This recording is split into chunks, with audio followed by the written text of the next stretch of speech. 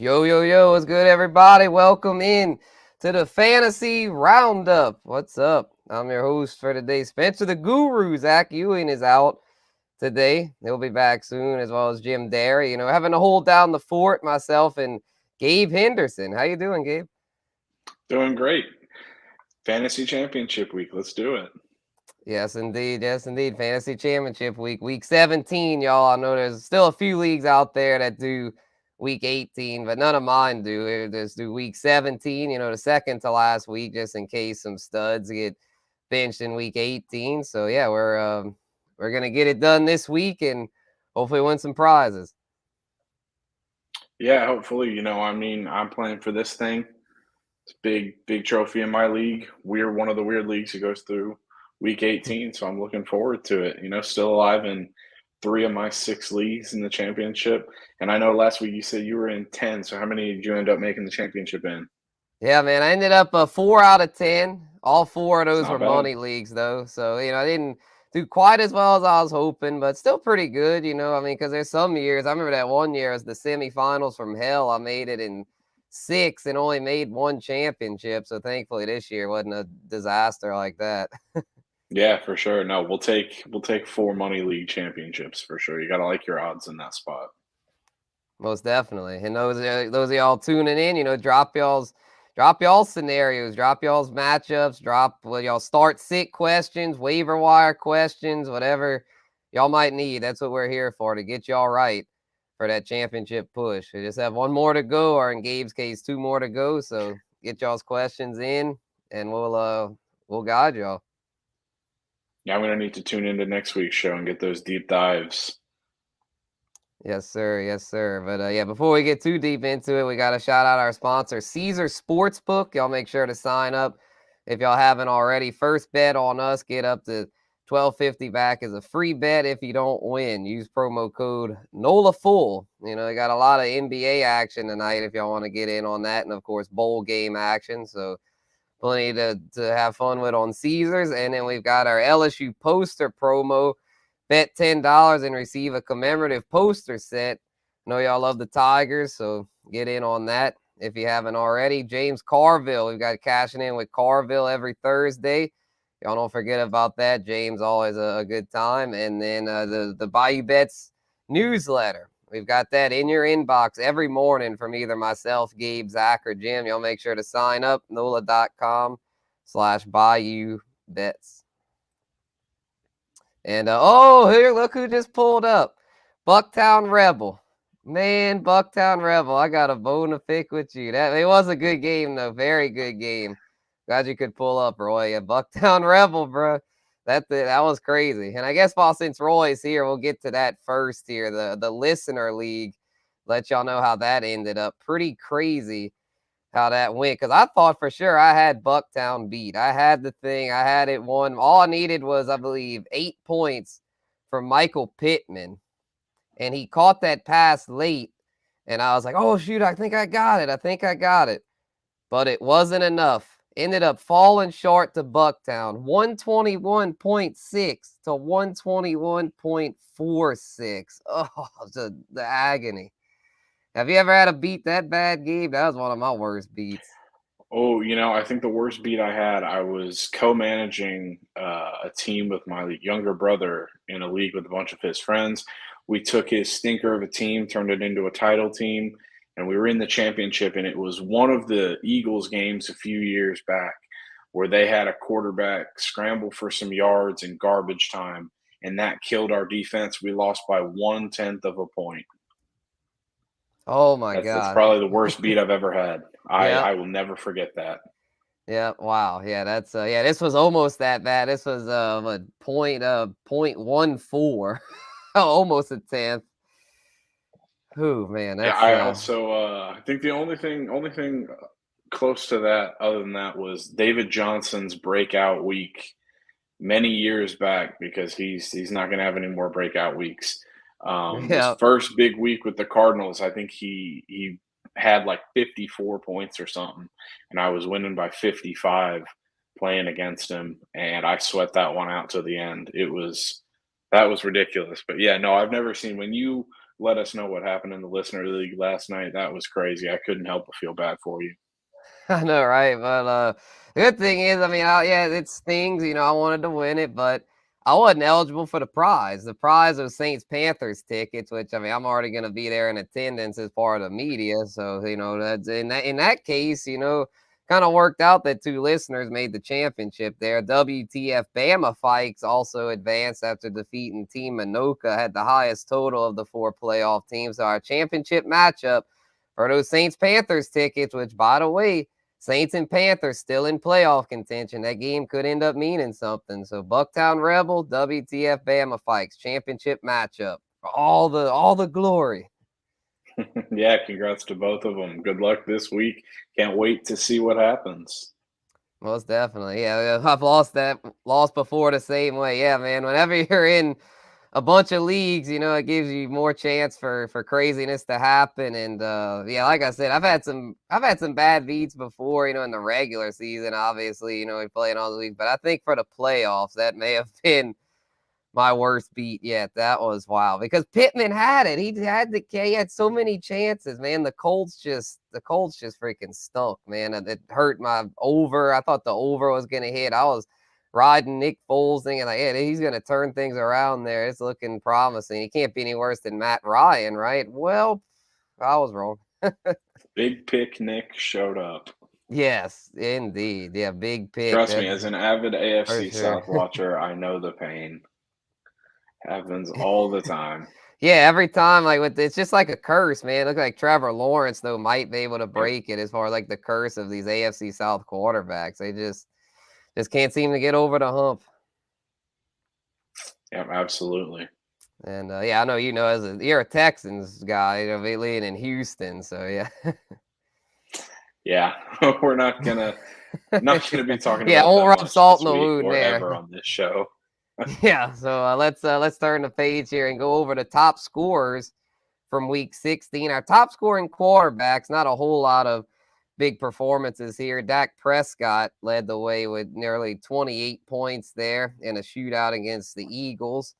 Jared Goff had a pretty solid week on the road, got a lot of garbage time. They were down big to Carolina, but Goff was able to still show out for us fantasy managers. And Kirk Cousins, another strong week, man. Kirk Cousins has really been here down the stretch. And then, of course, Patrick Mahomes and Joe Burrow. No surprises there. No, not at all. All those quarterbacks made their fantasy owners happy. And if you are one of those guys, like I'm one of the people who has Jared Goff as a backup. So if you're in a league where it's not too deep, maybe an 8-10 man league, consider scooping up Jared Goff. Definitely one worth to have down the stretch with the Lions still able to make the playoffs.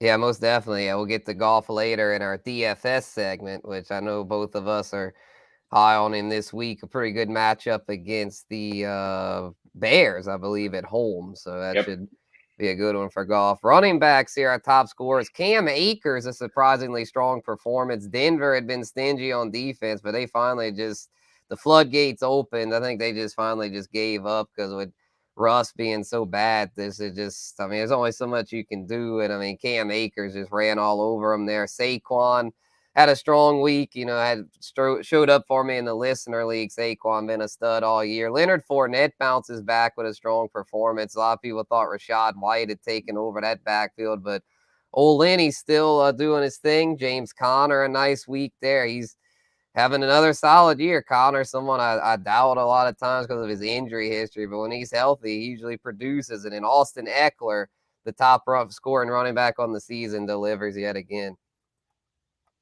Yeah, I think the biggest surprise here was Cam Akers. If you had told me in Yeah. any point that he would lead the league in a certain amount of points per week, I would have told you you're crazy. And then Lombardi Yeah. Lenny just getting into form. If the Bucks can squeak in, we all know what Leonard Fournette can do in the playoffs. Yeah, playoff Lenny, man. He seems to have a knack for that. Wide receivers, we've got a lot of the usual suspects here. No big surprises. CD Lamb led the way with 34. Jets Jefferson not far behind with 31.3. Tied for second with Devontae Smith, who didn't lose a step despite the Eagles going from Jalen Hurts to Gardner Minshew under center. T. Higgins with the, Bill Belichick always turning his attention to the best weapon. It was more of a Higgins game than a Jamar Chase game there for the Bengals. And then Jalen Waddle showed up big there with 25.3. There's one name we don't notice there, and that's Stephon Diggs, who was really quiet last week. So I know all of us Stephon Diggs owners would be hoping he can bounce back. But yeah, like you said, usual suspects there for wide receivers. Yeah, it's true though. A lot of receivers had down weeks. A lot of big hitters. Stephon Diggs, Devontae Adams, DeAndre Hopkins. I mean, those are some names that you Yeah. normally expect 15 to 20 every week. Usually good floor plays, but they just bottomed out, man. I feel bad for anyone that had them in their matchups. I know I had some matchups where I had a league with Diggs, took the L, a league with Adams, took the L, a league with a league with Hopkins, I was already eliminated in that one. But I mean, yeah, I mean, it's just actually that helped me. I was facing Hopkins in one of my big money leagues, and by him sucking, that allowed me to advance. So it can go Yeah, both ways. it's tough week, especially with the weather. Luckily it's looking up for receivers this week, so Right, right. Yeah, we'll get to more of that later for sure. yeah, because this is more of a running backs week. I mean, the receivers just, I mean, yeah, he had some nice performances there in PPR, but not quite as many as usual. And then with with those winter conditions, a lot of running backs really stepped up, and tight ends. Let's get to tight ends. We had a lot of tight ends that showed out this week. TJ Hawkinson leads the way with nearly 36. Tyler Higbee with over 30. George Kittle right at 33 tight ends with 30 or more. You don't see that every week. And then Shane Zylstra out of nowhere, a 3-touchdown performance to get 25.6. Man, if you had that on your bingo card, you must be the freaking soothsayer, guru, psychic. I don't know what. That just that came out of nowhere. And then Evan Ingram, another strong week, 18.3. I was watching out for on social media after the games. You know how you usually see one person place like extra 20 cents in their Caesars account on a Hail Mary parlay. I was waiting to see the Yeah. one person that put down a bet on Shane Zylstra 3 touchdowns, but I didn't see it. I don't know if anyone got that lucky, but it was a big performance from him. Yeah, would that even have been available to bet? Like, I don't even know. I mean, he normally doesn't. He was like their third string tight end. 'Cause they also have Brock Wright and James Mitchell. Who would have thought Shane Zylstra would have been the one to get all the targets? If it was available, he made someone very, very rich this weekend. I'll say that. Yes, yes, he did. Yeah, just imagine if you're in like some 32 man, like super, super deep league, and you were without, like, you had a tight end, say David Njoku to weather. You're like, I'm not playing anyone in that weather.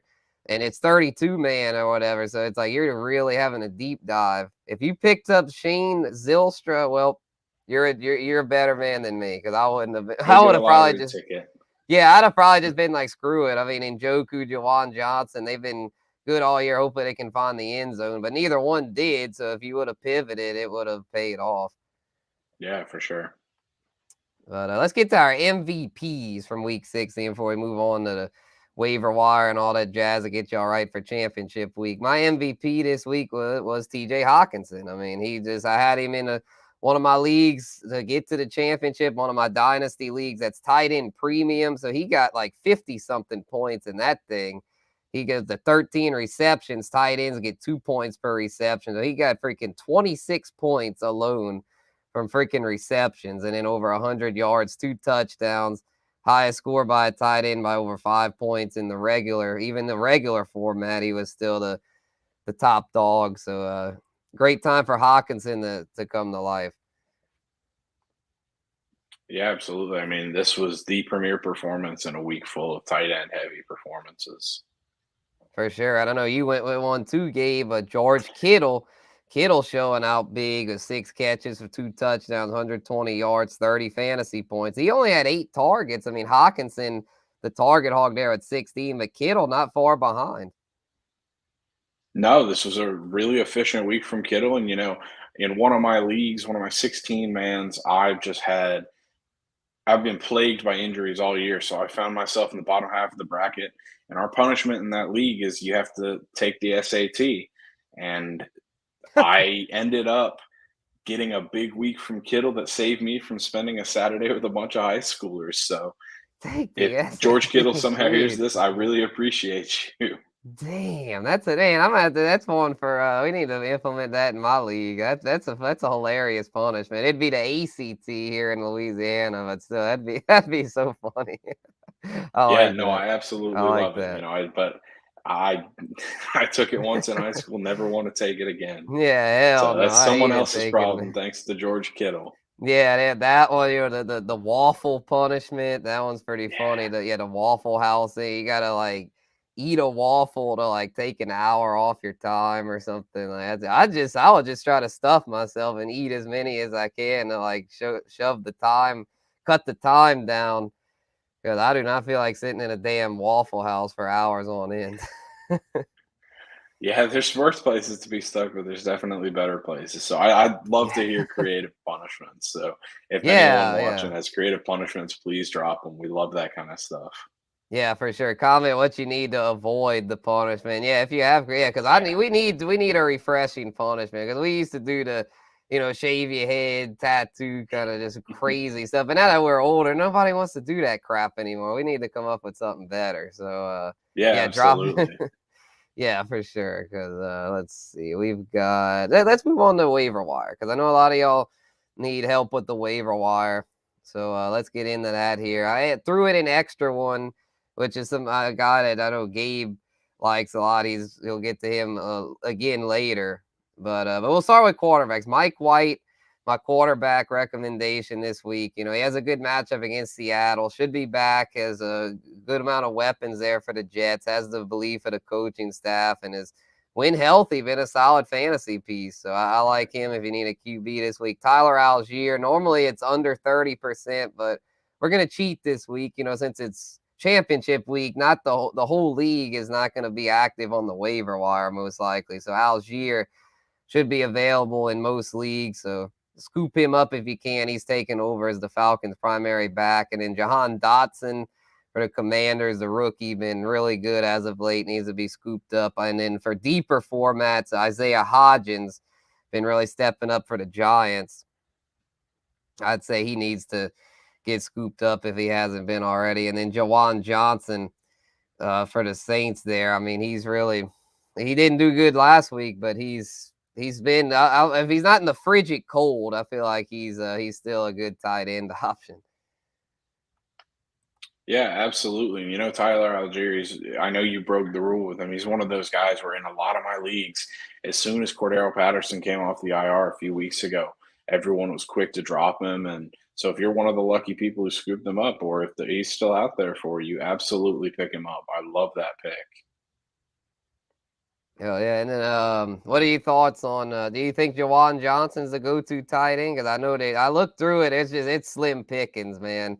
So that was the only one that I felt was worth it. Yeah, no, I definitely agree. I think he's definitely worth it out there. Tight ends are just so hit or miss, more so than any other position. So I like him there. Um, that's probably my best pick. It depends on who's available in your league. I know in one of my deeper leagues, one of my go-to guys was Jelani Woods, who is rostered in 0.9%. So he got a lot of targets. It looks like Nick Foles is going to stay as the starter. So if he does, then he's one of those guys. But definitely, if Johnson's available in your league, pick him up. Yeah, for sure. Yeah, Jelani Woods, one of those deeper dives, kind of like Hodgins, I mean, they're available in basically every league. So if you're in one of those crazy 16 man, 24, 32, they're out there. They have options out there. So don't panic because you had an injury or something. Because they got Yeah, options. and like you guys said last week, these plays are for the deeper leagues. It's not one of those things. If you've got someone, I don't know, like Juwan Johnson, if you've got Johnson there, don't sacrifice him for Woods. Stick with what got you to the championship. So these are just deep guys. But I will say I've got a soft spot for Hodgins too, because like Kittle, he's one of those guys I picked up last week with Debo Samuel out, and he helped me avoid the SAT. So love him. Love him. Hell yeah. I'm going to be high on him for the rest of the year, especially after the performance he put up this weekend. Yeah, for sure. I got fortunate in my big money league. I had Hodgins on the bench, and I played Paris Campbell over him, thinking I think Campbell, it's a good matchup. Should do well with Foles, but thankfully it didn't cost me. It could have, though, because Hodgins did much, much better than Campbell. Yeah, he had a huge week last week. Yeah, and before we move on, quarterbacks, I know I recommended Mike White, but what are your thoughts on Brock Purdy and Gardner Minshew? If I'd had room, I would have included them as well. I know Minshew might not play, but I think against the Saints, Lattimore is still banged up. Like he could have another solid week, and in Purdy, I believe they're facing the Raiders. That's a good matchup. So, would you rather either of them than Mike White, or you think Mike White's the move? I don't know. That's tough. I think Minshew actually played all right the other day. He just had turnovers, but then again, he went up against an excellent Dallas defense. So I think if Minshew is available, he's not a bad pickup. I say I'd prefer him over Purdy just because he's not going to be the focal point of his offensive scheme. Purdy isn't. But when you talk about Philly, especially with Miles Sanders fumbling the ball late in the game the other day, they're going to want to air it out with those two talented receivers. Yeah, I'm sure they will. And there's still a chance Jalen Hurts comes back. They haven't decided yet, so it could not end up being Minshew. But if it is Minshew, then he's definitely a solid streaming option, I'd say. Yeah, and you can't go wrong with Mike White. He played well when he's healthy. He's now going to be the starter. I think I saw a rumor that they're shutting Wilson down for the year. Joe Flacco is going to be the backup, so Mike White is the guy in New York. Yes, he is. Yes, he is. So if y'all have any start sit questions, comment them in the comments there. You're listening to watching, listening, whatever you're doing. Fantasy Roundup here live on the NOLA.com, bet.NOLA.com, YouTube channels, Facebook. Appreciate everyone that's tuning in here, rocking with us for championship week. So I know a lot of y'all for season long leagues have those championships on the line, but I know a lot of y'all also like DFS, the daily fantasy. Just do it a week at a time. So, I don't have time to do the season long. Let's just do it every week here. And so we got our DFS plays for week 17. I'll let Gabe kick it off here. What you got for DFS this week, man? So I think we've got some good value with Goff. We talked about it a bit earlier. He's playing the Bears. He didn't have the best game against the Bears last time out, but I think last week, even though he had a good week, the Lions were humbled. So I really like Jared Goff going forward. I think he's a lot better. And once he's got his full arsenal back, which he does, he can sling the ball. He can score a lot of points. So I like his value there at 5,600. Algier, someone we talked about earlier, 5,300. His upside for a running back is really good. As we'll see some of the bigger guys start to shoulder less of the load as we prepare for playoffs. I know the Falcons aren't going to be there, but they've got a young guy that they're going to test out the next few weeks. Zay Jones almost speaks for itself. I know he was a letdown last week. He's got great value because of it. They're playing a horrible Texans defense, and I know the Texans are good at stopping the pass. They're one of the best defenses against the pass in the league. It's really where they struggle against the run, but they've shut down guys like Damian Jones, who will give time, or Damian Pierce, who will give time of possession elsewhere. They've shut down Derek Stingley, who is one of their best DBs. I know Desmond King's doing really well, but the Texans' pass defense is not going to be what it was in the past. And this is a must win for the Jags. So I like Zay Jones in this spot. And then we've got excellent value on Jawan Johnson, 3,500. Yeah. As we talked about earlier, we've hit all the points with him. He's a big play guy, and for guys like Johnson and Jones, don't let their performances in fantasy over the last week impact your decision, because we're never going to see, well, I won't say never, we will hardly ever see the weather conditions like that again. So those guys just had down weeks because of that. I like them to bounce back this week in the DFS spot. 100%. Yeah, I feel like it gives a good opportunity to get those guys at a value, and then Jared Goff, I'm surprised that his price is not more. I mean, I'm just like, he puts up numbers. I mean, even on the road last week, he put up very strong numbers. I mean, in that system, it's a very quarterback-friendly system there. Their running games been kind of down. I mean, I know the Bears have a leaky run defense, but they just have a bad defense in general. So, yeah, it's pretty appetizing there, I'd say. But since Gabe took a golf, I had to go in a different direction here. So I get to my DFS values. I'm going with Aaron Rodgers. I'm banking on a Rodgers, a throwback performance from Aaron Rodgers. This year, he has been very mid. He's been very he hadn't been awful. He hadn't sucked like Tom Brady, but he's been not himself. He has not been at the MVP level that we got accustomed to the past couple of years, but he's still performing at a respectable level. This is kind of contingent, though, on if Christian Watson plays or not. If Watson doesn't play, I probably won't be rocking with Rodgers at 6,000. But if Watson plays, it's a good value against Minnesota, who's been very vulnerable against the pass. And Rodgers is geared up to want to get his revenge on Minnesota after that week 1 debacle. And then Travis Etienne, 6,400, nice matchup against the Texans. Double dipped with the Jags there at Evan Ingram. I can't believe his price is still at 4,400. To me, that's an insane bargain for someone that's been a top 5 tight end here down the stretch. And then Garrett Wilson, another great value to me at 5,500 with Mike White back under center there for the Jets, and a nice matchup against the Seahawks. Yeah, I love those picks, especially Travis Etienne against the Texans. And Garrett Wilson was one of Mike White's favorite targets early on, so I really like that pick as well. I can't believe what Evan Ingram's value is, like you said.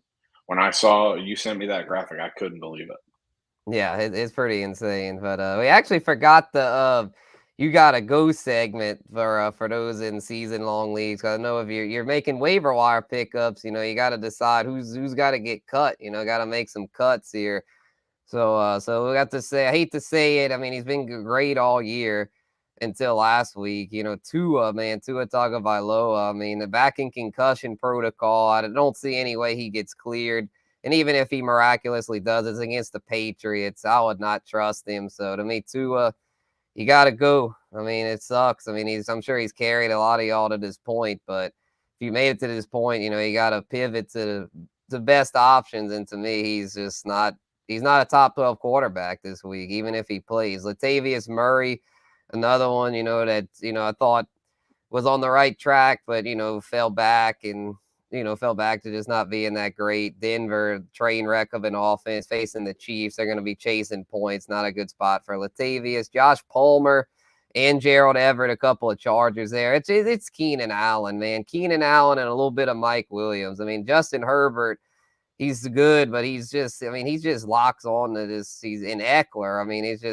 He just hyper targets those guys where there's just, unless Keenan and Mike Williams are hurt, there's just not enough to go around for Palmer and Everett.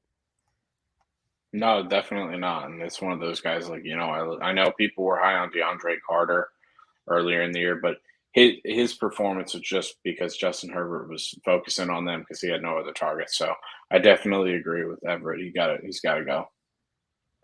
Yep. And let's get into our deep sleepers. You're listening to Fantasy Roundup here on bet.nola.com, YouTube, Facebook, wherever you're at. Appreciate you tuning in. Let's get into it here. Deep sleepers. I'm going with Rashid Shaheed, aka Shaspeed, man. The Saints might be their number 1 receiver this week. Jarvis Landry's done. Chris Olave questionable with a hamstring, and definitely not going to push Olave, the young first-round receiver. Not going to risk him getting hurt any worse. So if he ends up out again, Shaheed should operate as the number 1 target, and the Saints should definitely be throwing a lot more than they did against Cleveland in the frigid cold. So I think Shaheed's a guy that he's a big play guy and has a more stable floor than usual this week because of just the fact that he's kind of like the last man standing there for the Saints. Yeah, absolutely. We saw him targeted a few different times last week. I think Andy Dalton and him have really developed a connection. When they're not playing in blizzard conditions on Christmas week, I think he's a really good go-to in a deep league. Hell yeah. And then we mentioned this guy earlier, Isaiah Hodgins, who seems to be taking over so he's the number 1 in New York. I know Richie James, he's another one that's a good sleeper play. They both got a lot of targets, but Hodgins the one that got the touchdown. It seems like Hodgins seems to be the number 1 fantasy receiver there in New York. Yeah, absolutely. Like we mentioned earlier, coming off a big week, Richie James didn't exactly get it all done. I know Slayton's the guy that everyone has because of his name, but if you're looking for a New York receiver to pick up this week, Hodgins is your guy. Yes, indeed, and I believe they get it's a pretty good matchup for them. I'm slipping my mind right now. Do you happen to know who the Got the Giants play this Colts. week? Oh, the Colts. Yeah, I mean the Colts. Got the Yeah, Colts at home. Keenan Allen just destroyed them last night. So yeah, and it'd be a short week. One of their top corners is out, Kenny Moore. So yeah, that's a good play, I'd say. Yeah, gotta love that pick. Even though the Colts have statistically been good this year, it's like the Texans, good against the pass, but how long is that going to last? They're now in the tank sweepstakes still. Same with the Bears and the Texans. So Yeah, exactly. And I mean, it's just they're probably definitely want to tank because their QB situation that's bottom tier. That is ugly, ugly, ugly. As we saw last night, they just have no answers there at quarterback on their current roster. that's why they're sticking with Big Pick Nick. Yeah, I think as a big tank, a big tank, them and the Texans fighting it out for that first pick. The Texans won, man. So, hey, the Colts trying to win that tankathon and get either Young or Stroud. We've got a doomsday scenario here in Houston where we could potentially not get the first pick and it goes to Chicago. But the good thing is Chicago won't be looking to get Bryce Right, Young. right. So that's what I'm fingers crossed here in Houston for Bryce Young. Yeah, I'm thinking, yeah, y'all get Bryce Young, and then I think Stroud goes to. I was saying like the Panthers, but Colts now have a worse record. I think the Colts. I think the Colts probably end up with him. I do too. I mean, who else is bad? I mean, they had the Bears, but they're not taking a quarterback. Denver, their pick goes to Seattle. I think they're probably gonna stick with Geno, considering how good he's been over there. And then, the Saints. Well, the Saints have been a little better lately. But I mean, they don't have a pick goes to the Eagles. So all the QB needy teams, it's like the Colts are probably in the next best position to land that potential franchise QB outside of the Texans. Yeah, you've got that tankathon. So I really think, a lot of people don't consider all that kind of stuff in these last few weeks. But if you're in a league like mine where you've got to go into week 18, that's what you have to keep an eye on is these teams. We've got to look at stuff like Justin Jefferson. Usually guys like him would sit week 18 and all that once they clinch their playoff spot. But he's chasing a record. So keep an eye on Justin Jefferson in the next few weeks too. Oh yeah, yeah, hell yeah. Yeah, I got him in my big money league and my one of my other money leagues. So yeah, shout out to Jefferson. Yeah, keep the good times rolling, man. I know he absolutely boat raced Green Bay in week one. I think that was his best week of the year. He's had a lot of great weeks since, but that was a week he actually scored 2 touchdowns. That's been his bugaboo this year. I hadn't really found the end zone all that much as far as great as he's been yardage wise. So hopefully he can repeat that performance this week. I think we can forgive that one receiver for not finding the end zone, though, considering all that Yeah. he's done elsewhere.